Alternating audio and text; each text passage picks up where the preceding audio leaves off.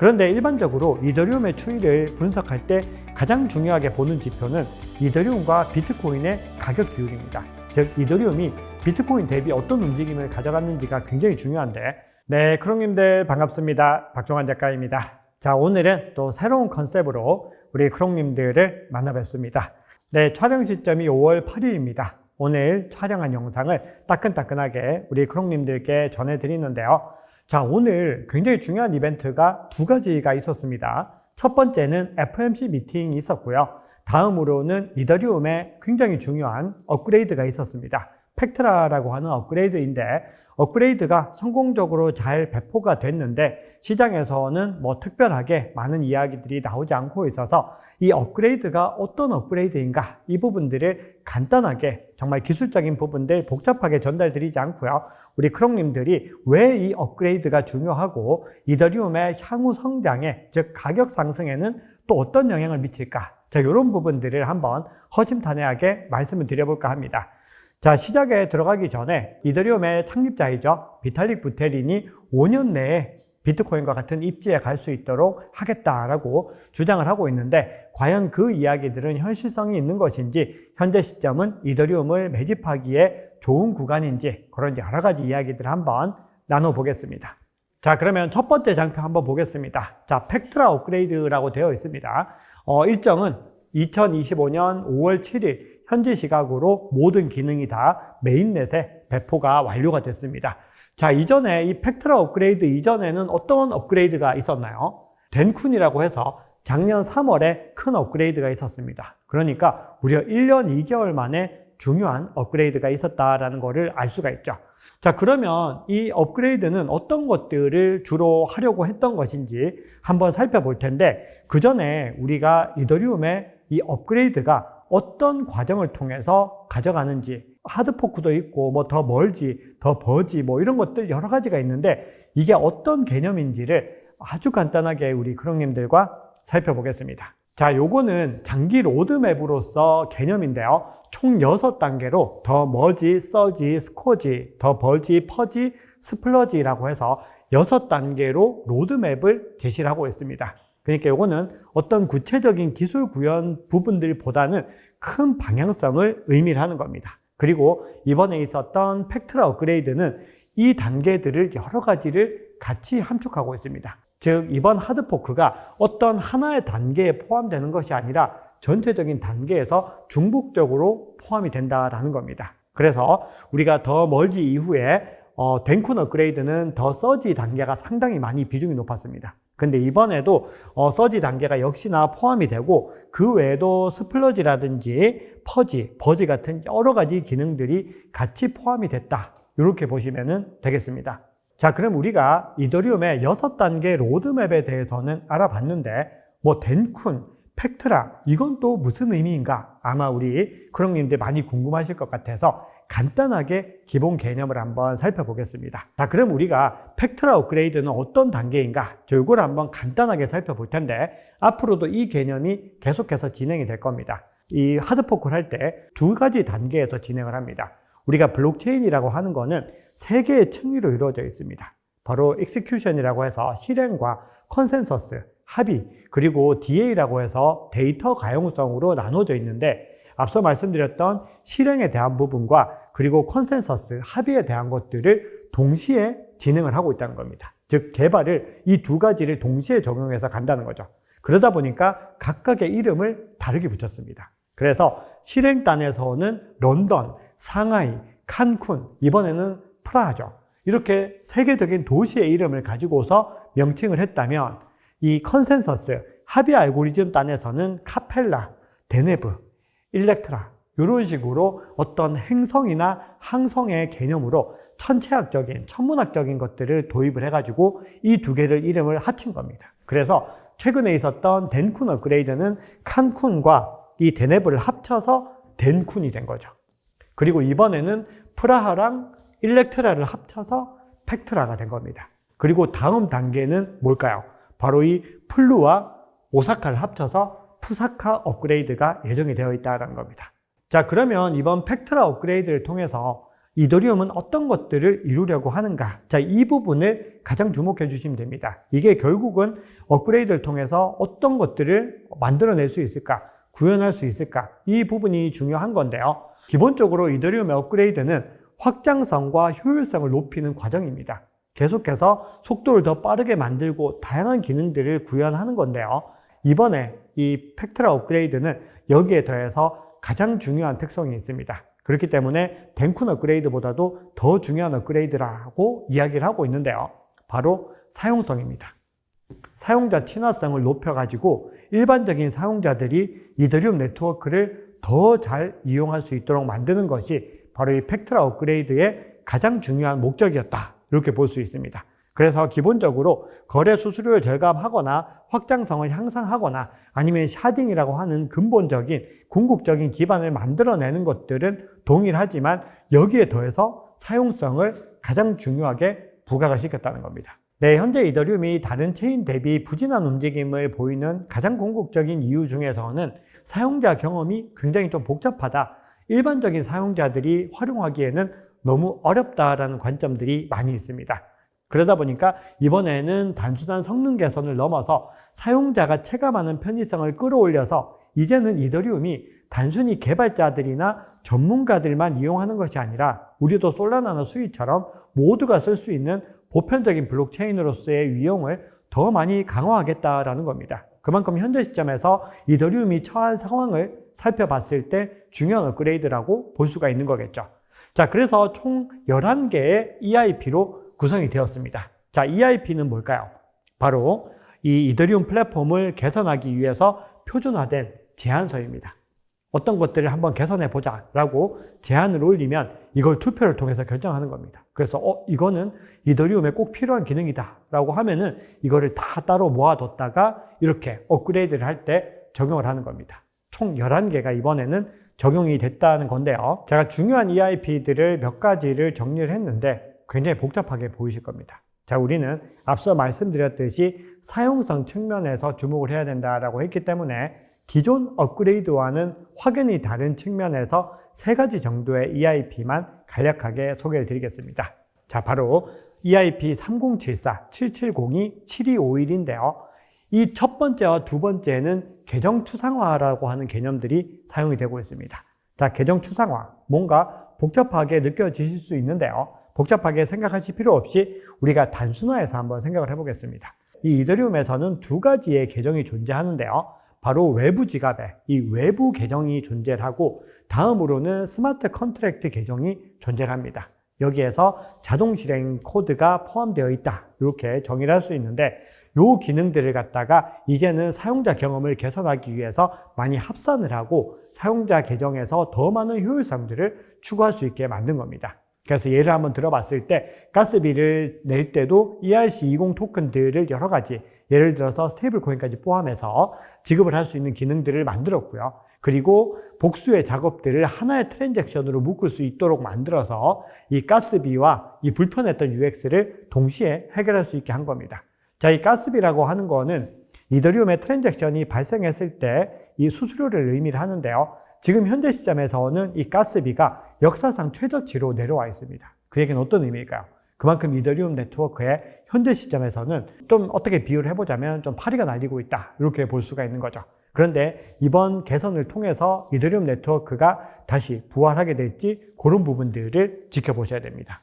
자, 그리고 또 하나 중요한 것이 EIP 7251이라고 하는 요청인데요. 기존에 32이더까지 제한이 있었습니다. 이 검증자라고 하죠. 밸리에이터들이 32이더까지를 이 스테이킹을 할 수 있었는데 이거를 최대 2048이더까지 상향 조정했습니다. 자, 그러면 어떤 현상이 일어나게 될까요?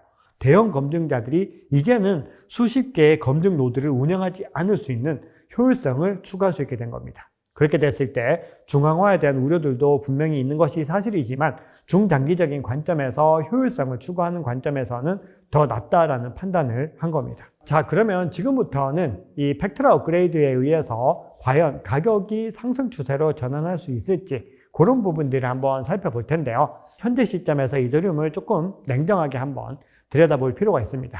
우선은 이 이더리움의 업그레이드가 끝나고 나니까 이런 논란들이 또 있습니다. 계정 추상화 때문에 이더리움 팩트라 업그레이드 후에 보안에 대한 우려가 제기될 수 있다. 이런 이야기들이 나옵니다. 앞서 말씀드렸듯이 스마트 컨트랙트 계정에 위임 같은 기능들이 있다 보니까 이런 부분들이 보안의 허점으로 작용할 수 있다. 이런 이야기들이 나오고 있습니다. 그런데 더 중요한 부분은요. 현 시점에서 이 이더리움은 기술적인 문제보다는 재단의 리더십의 변화가 더 중요하다라는 부분들입니다.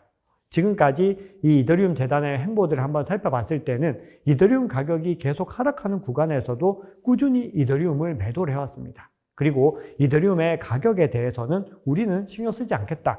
이런 관점들을 계속해서 밝혔다는 겁니다. 즉 우리는 기술을 근간으로 하고 네트워크의 근본적인 상승을 도모하는 것이지 가격의 등락에 일희일비하지 않겠다라는 건데 이 관점은 사실은 올바른 관점이라고 보기는 어렵습니다. 왜 그러냐면은 우리가 기업을 예로 들어봤을 때도 결국은 기업이 중장기적으로 상승하기 위해서는 주가가 부양이 돼야 되는 거고 결국 주가가 부양이 된다라고 하는 거는 근본적인 발전을 하고 있다는 겁니다. 즉 네트워크의 발전만이 중요한 것이 아니라 이 발전이 가격으로 연결될 때 진정한 발전이다. 진정한 성장이다라고 볼 수가 있다는 겁니다. 자, 그러다 보니까 계속해서 새로운 체인들, 그런 어떤 전략적인 체인들, 솔라나나 수이 같은 프로젝트들에 비해서 꾸준히 부진한 모습을 보여왔던 겁니다. 자, 그런데 이번에 비탈릭 부테린이 나서서 이더리움의 설계를 단순화하겠다라고 하면서 5년 내에 비트코인의 수준까지 가도록 하겠다라고 선포를 했습니다. 자, 이런 부분들은 굉장히 중요하죠. 비트코인과 이더리움을 비교해 봤을 때 비트코인은 정말 보내고 받는 기능밖에 없습니다.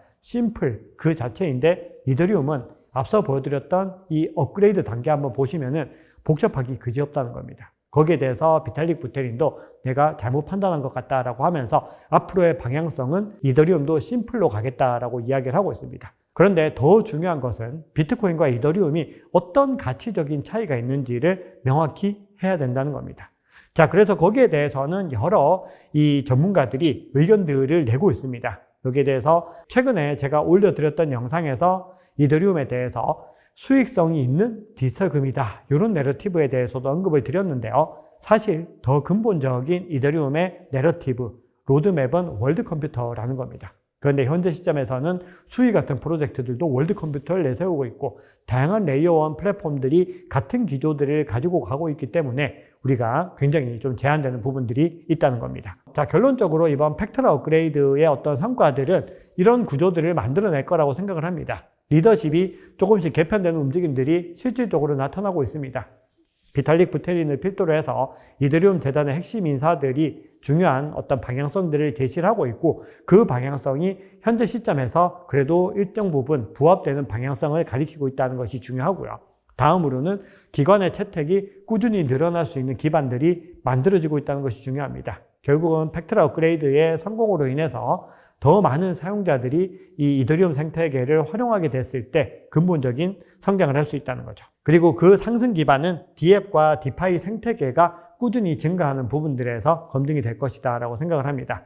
이더리움에 대해서 여전히 신뢰할 수 있는 이유는 생태계상으로 봤을 때 그 어떤 레이어 1보다도 이더리움 생태계가 가장 굳건하기 때문입니다. 거기다가 디파이 기반의 생태계에서는 다른 체인들과는 아직까지 확연한 차이가 나고 있다는 것을 의미를 합니다. 그렇기 때문에 새로운 레이어 1이 나타나서 이더리움의 지위까지 올라간다는 것은 정말 어려운 일입니다. 그런데 그런 흐름을 만들어내고 있는 몇몇 프로젝트들도 존재하고 있죠. 가령 솔라나나 수이 같은 프로젝트들이 이제는 이더리움의 대항마로서 많이 더 회자가 되고 있는 겁니다. 자, 그러면 우리가 결론적으로 이제 이더리움의 가격이 어떻게 움직일지 이런 부분들을 한번 살펴볼 텐데요. 여기에는 제 개인적인 뇌피셜도 포함이 되어 있다는 거는 좀 강조를 드리겠습니다. 자, 우리는 어떤 가격 전망에 대해서 우선은 몇 가지 중요한 가이드라인을 생각을 해야 되는데 그냥 어떤 프로젝트가 아무 근거도 없이 상승할 거야, 날아갈 거야 라고 하는 거는 굉장히 잘못된 관점입니다. 우리가 어떤 프로젝트를 꿋꿋하게 견디면서 봐야 되는 근거는 정확하게 펀더멘털이 되어야 됩니다. 그리고 내러티브가 되어야 되겠죠. 기본적으로 펀더멘털 상으로 봤을 때 이더리움의 펀더멘털은 여전히 강하다. 이렇게 볼 수가 있고요. 내러티브 상으로 봤을 때 이번 팩트라 업그레이드를 통해서 내러티브의 변화를 시도하고 있습니다. 그렇기 때문에 지금 시점에서 이더리움을 중장기적으로 바라봐야 될 이유는 저는 충분히 있다라고 생각을 하는 편입니다. 그럼에도 현재 시점에서 이더리움 가격이 지지부진한 이유는 투심 자체가 완전히 꺾여버렸기 때문에 그렇습니다. 자, 그러면 어느 정도의 차이인가?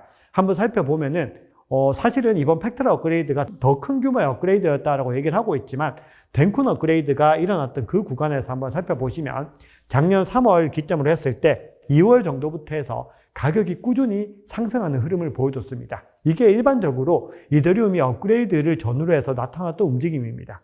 이더리움이 업그레이드가 예정되어 있으면 먼저 상승을 하고 나서 그 이후에 이 업그레이드가 끝나고 조정을 받는 국면들이 나왔던 거죠. 그런데 이 패턴들이 이때까지 나타났는데 이번에는 전혀 나타나지 않고 있다는 겁니다. 그만큼 이더리움이 큰 업그레이드를 하고 있음에도 불구하고 시장에서는 관심이 크지 않았다라는 걸 의미하기 때문에 우리는 지금 시점에서 가장 중요한 것은 이더리움에 대한 투심이 돌아와야 된다는 겁니다. 그리고 그 투심을 되살릴 수 있는 가장 중요한 주체는 개인 투자자들이 아닙니다. 개인 투자자는 어차피 가격이 상승하면 뒤늦게 따라 들어오기 때문에 중요한 기관들을 중심으로 해서 큰 주체들, 고래들을 중심으로 해서 이더리움을 다시 부활시키는 움직임들이 나타나야 된다는 겁니다. 그리고 이더리움이 얼마나 많이 저평가되어 있는지를 한번 살펴봤더니 제가 지난 영상에서 이더리움을 소개해 드리면서 MVRV G스코어를 보여드렸는데 그 지표가 극도의 저평가 단계를 기록하고 있었다라고 말씀을 드렸죠.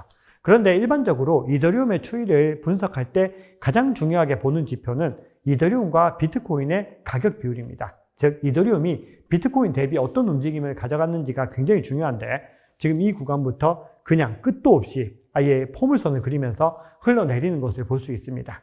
그만큼 이더리움의 가격 흐름이 그동안에 너무나 좋지 못했다라는 것이고 현재 수준은요 거의 2019년 수준까지 내려와 있는 것을 확인할 수 있습니다. 그런데 2019년 그 당시에 0.016, 지금 현재 시점은 0.019인데 0.016까지 내려간 이후에 450% 상승한 바가 있습니다. 그러다 보니까 시장에서는 기대를 하고 있는 거죠.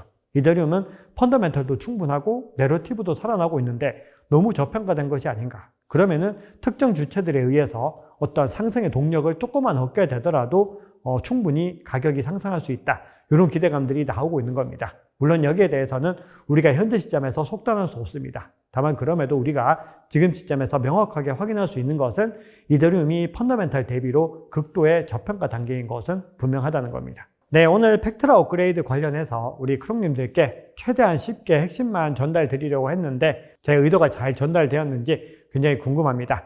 자, 지금까지 이더리움은 기술적인 진보를 통해서 성장했습니다. 그런데 이제는 이 기술적인 진보를 넘어서 사용성 측면에까지 그 범위들을 넓혀 나가고 있습니다. 그만큼 이 팩트라 업그레이드를 통해서 한 단계 더 도약을 할 수 있다라는 시그널로 볼 수 있는 겁니다. 그러면은 이 기점으로 해서 이더리움 네트워크가 얼마나 살아날지 그리고 기관들에게 얼마나 많이 채택을 받을 수 있을지 이런 부분들을 지켜보셔야 됩니다. 과연 이 국면들이 가격 상승으로 연결이 될 것인지 그리고 이더리움은 계속해서 알트코인의 대장으로서 자리를 잡을 수 있을지 과연 비트코인과 어깨를 나란히 할 수 있을지 자 우리 크롱님들의 의견이 정말 궁금합니다. 댓글로 많이 남겨주시기 바랍니다. 오늘 준비한 얘기는 여기까지입니다. 늘 크롱님들의 행복한 투자, 성공 투자를 응원합니다. 박 작가였습니다. 감사합니다.